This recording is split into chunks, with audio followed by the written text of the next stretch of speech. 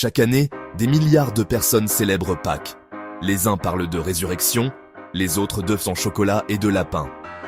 Mais est-ce que vous savez vraiment d'où vient cette fête? Parce que la vérité, elle est bien plus troublante que ce qu'on vous a enseigné à l'école. Aujourd'hui, on va remonter plusieurs millénaires en arrière. On va parler d'une déesse babylonienne, de sacrifices humains, de l'Empire romain et de la plus grande controverse religieuse de l'histoire.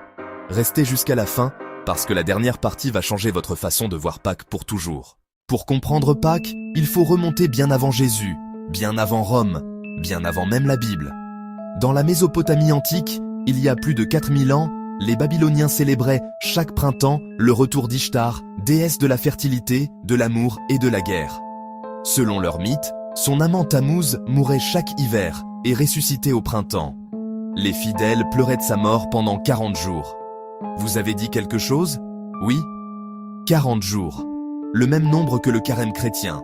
Coïncidence? On y reviendra. Presque toutes les civilisations antiques, les Égyptiens, les Perses, les Grecs, les Celtes, avaient une fête du printemps. L'idée centrale était universelle. La nature meurt en hiver et renaît au printemps. C'est dans l'ADN de l'humanité de célébrer ce cycle. Et c'est sur ce terreau très ancien que toutes les traditions de Pâques vont se construire. L'œuf est un symbole de fertilité et de renaissance depuis l'Égypte ancienne. Le lapin ou le lièvre était l'animal sacré d'Éostre, déesse anglo-saxonne du printemps, dont certains chercheurs pensent que le mot Easter, Pâques en anglais, vient directement. Les lapins se reproduisent à une vitesse folle au printemps, symbole parfait de la vie qui explose. Voilà pourquoi votre enfant reçoit un lapin en chocolat ce dimanche. C'est du paganisme millénaire recyclé en confiserie. Avant de parler de la Pâque chrétienne, il faut obligatoirement passer par là où tout a commencé pour Jésus lui-même. La Pâque juive, le Pessach. Nous sommes en Égypte, vers 1300 avant Jésus-Christ. Le peuple hébreu est en esclavage depuis des générations sous le Pharaon. Moïse réclame leur libération. Pharaon refuse. 10 plaies s'abattent sur l'Égypte. La 10e, et la plus terrible, est la mort de tous les premiers-nés égyptiens. Mais Dieu donne une instruction précise aux Hébreux. Sacrifier un agneau sans défaut, enduire de son sang les montants de leurs portes. Cette nuit-là, l'ange de la mort passera au-dessus des maisons marquées. Pésa en hébreu. Les Hébreux seront épargnés. C'est cette nuit-là que naît la Pâque juive. Une commémoration annuelle de la libération, de la survie et de la foi. Et chaque année depuis 3000 ans, les familles juives du monde entier reproduisent ce repas. Le seder, avec l'agneau, les herbes amères, le pain sans levain. Et maintenant, point crucial que beaucoup ignorent, Jésus était juif. Quand il entre à Jérusalem la semaine de sa mort, c'est pour célébrer la Pâque juive. Le fameux dernier repas, la scène, c'est un repas de Pâque juive. Jésus et ses disciples mangent l'agneau pascal, boivent le vin rituel, récitent les psaumes traditionnels. C'est ce contexte que la majorité des films et séries représentent mal. Et maintenant, on arrive au cœur du sujet. La semaine qui va changer l'histoire du monde. Jésus entre à Jérusalem un dimanche. C'est ce qu'on appelle le dimanche des rameaux. La foule l'acclame. Mais en quelques jours, tout bascule. Il est arrêté, jugé par Ponce Pilate, le gouverneur romain, condamné, crucifié un vendredi. C'est le vendredi saint. Pour les chrétiens, ce moment est d'une importance théologique absolue. Parce que Jésus ne meurt pas comme n'importe qui. Il meurt comme l'agneau pascal. Rappelez-vous, la Pâque juive, c'est un agneau sans défaut sacrifié pour sauver le peuple. Les premiers chrétiens voient en Jésus l'accomplissement parfait de ce symbole. L'agneau de Dieu qui prend sur lui les péchés du monde. C'est un parallèle théologique vertigineux. Et ce n'est pas une coïncidence. C'est exactement le message que les auteurs du Nouveau Testament veulent te transmettre. Le dimanche matin suivant, selon les évangiles, le tombeau est vide.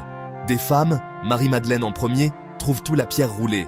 Jésus leur apparaît vivant, puis à ses disciples, puis à plus de 500 personnes, selon l'apôtre Paul. Pour les chrétiens, c'est le moment central de toute la foi, pas uniquement la mort, mais la résurrection. Saint Paul l'écrit clairement dans sa lettre aux Corinthiens. Si Christ n'est pas ressuscité, votre foi est vaine. Tout repose sur ce dimanche matin. Le mot français Pâques vient directement de l'hébreu, Pessach, via le grec et le latin. Le lien est direct et assumé. La Pâque chrétienne se comprend comme l'accomplissement de la Pâque juive. En revanche, en anglais Easter, en allemand Ostern, on retrouve probablement la trace de la déesse Éostre. Même fête, deux noms, deux héritages différents. Et maintenant, on arrive à la partie la plus controversée. celle dont on ne parle pas souvent, comment Rome a transformé Pâques.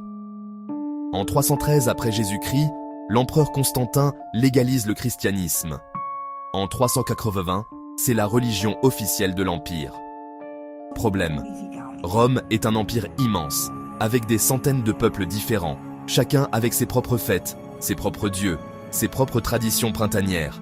La stratégie romaine, et ensuite celle de l'Église, est pragmatique. Plutôt que d'interdire les fêtes païennes, on les absorbe, on les réinterprète, on leur donne un nouveau sens chrétien. Les temples deviennent des églises, les fêtes de la déesse mère deviennent des fêtes de la Vierge Marie, et les célébrations du printemps deviennent Pâques. En 325, Constantin convoque le concile de Nicée. Un des enjeux majeurs, quelle date pour Pâques? Parce que les chrétiens ne sont pas d'accord. Certains, surtout en Orient, célèbrent Pâques le 14 Nissan, la date juive du Pessah, quel que soit le jour de la semaine. On les appelle les quartodécimants. Constantin tranche. Et son discours est troublant. Il dit explicitement vouloir se distancer de la tradition juive. Il veut une Pâque romaine, universelle, distincte. La décision, Pâques sera le premier dimanche, après la première pleine lune de printemps. Un calcul astronomique, universel, est définitivement séparé du calendrier hébreu. Ce jour-là, Pâques devient officiellement autre chose que la Pâque juive. La coupure est consommée. Et c'est à cette période que les œufs colorés, les lapins, les fêtes de printemps commencent à s'amalgamer à la célébration chrétienne. L'Église ne combat pas ces traditions populaires. Elle les tolère, les intègre, les baptise. Les œufs deviennent symboles de résurrection. Le printemps devient symbole de vie nouvelle. Résultat, la Pâque que vous connaissez aujourd'hui est un millefeuille culturel de 4000 ans d'histoire. Du Pessah hébreu, de la résurrection de Jésus, des fêtes babyloniennes de fertilité, de la politique religieuse romaine et des traditions populaires européennes. Alors quelle est la vraie Pâque?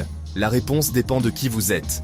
Pour un juif pratiquant, Pâques c'est le Pessah. La libération d'Égypte, le repas du Seder, la mémoire de l'Exode. Une fête vieille de 3000 ans, inchangée dans son essence. Pour un chrétien croyant, Pâques c'est la résurrection de Jésus-Christ, c'est le cœur de la foi. Tout le reste, les œufs, les lapins, est culturel, secondaire. Ce qui compte, c'est le tombeau vide. Pour un historien des religions, Pâques est un nœud fascinant où se croisent des traditions millénaires de peuples du monde entier qui ont tous, indépendamment, célébré le retour du printemps, la victoire de la vie sur la mort. Et pour tout le monde, Pâques est la preuve que les cultures humaines ne meurent pas. Elles se transforment, se mélangent, se réinventent. Et que derrière le chocolat et les œufs colorés, il y a des millénaires d'humanité qui cherchent à répondre à la même question. Est-ce que la mort a le dernier mot? Voilà, on a traversé 4000 ans d'histoire en quelques minutes. De Babylone à Jérusalem, de Rome à votre table de famille ce dimanche. Si cette vidéo vous a appris quelque chose, likez, partagez, ça aide vraiment la chaîne à grandir. Dites-moi en commentaire, pour vous, Pâques c'est quoi? Une fête religieuse, une tradition familiale, ou juste une bonne excuse pour manger du chocolat? Je lis tous les commentaires. On se retrouve très vite pour une nouvelle plongée dans l'histoire. À bientôt.